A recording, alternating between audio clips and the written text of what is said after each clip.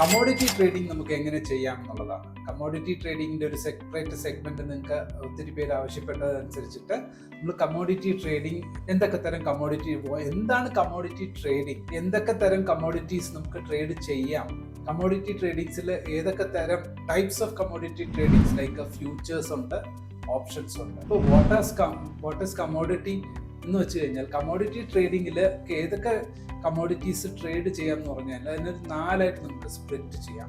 കമ്മോഡിറ്റീസിന്റെ 4 തരം കമ്മോഡിറ്റീസ്. ഒന്ന് ബുള്ളിയൻസ് എന്ന് പറയും. ബുള്ളിയൻ എന്ന് പറയുന്നത് 2 ഐറ്റംസ്. ബുള്ളിയൻ എന്ന് കേൾക്കുമ്പോൾ തന്നെ നമുക്ക് ഏതാണ്ട് നമുക്ക് ഒരു ലഡു പൊട്ടുന്ന പോലെ നമുക്ക് മനസ്സിലുണ്ടാവും, ലൈക്ക് ഗോൾഡ്, സിൽവർ.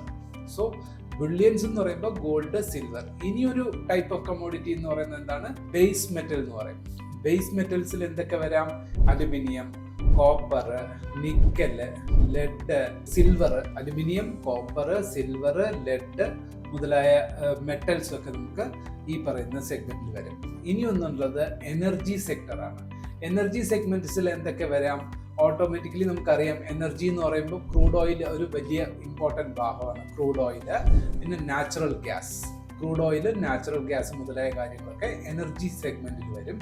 പിന്നെയുള്ളത് അഗ്രികൾച്ചർ സെഗ്മെന്റ്. നമുക്ക് എന്താ ചെയ്യുക? കമ്മോഡിറ്റി ട്രേഡ്സ് നടത്താം.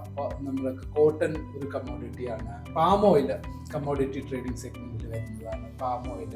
സോ ഇത്തരം കമ്മോഡിറ്റീസ് ഒക്കെ നമുക്ക് കമ്മോഡിറ്റി സെഗ്മെന്റിനുള്ളിൽ ട്രേഡ് ചെയ്യപ്പെടുന്ന ഇൻസ്ട്രുമെന്റ്സ് ആയിട്ട് നമുക്ക് കൺസിഡർ ചെയ്യാം.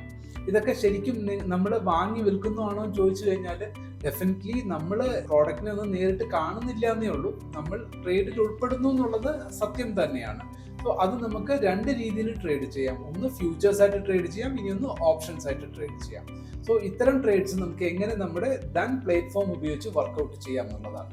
ദൻ പ്ലാറ്റ്ഫോമിലൂടെ തന്നെ നമുക്ക് ദൻ വെബ് വഴിയും വർക്ക് ചെയ്യാം. ദന്നിന്റെ തന്നെ എന്താ പറയുക, ചാർട്ട് ഉപയോഗിച്ച് നമുക്ക് ട്രേഡ് ചെയ്യാം. സോ അതെങ്ങനെയാണ് നമുക്ക് ഇന്നത്തെ വീഡിയോയിൽ പരിചയപ്പെടാം. Investments in the securities market are subject to market risk. Read all the related documents carefully before investing.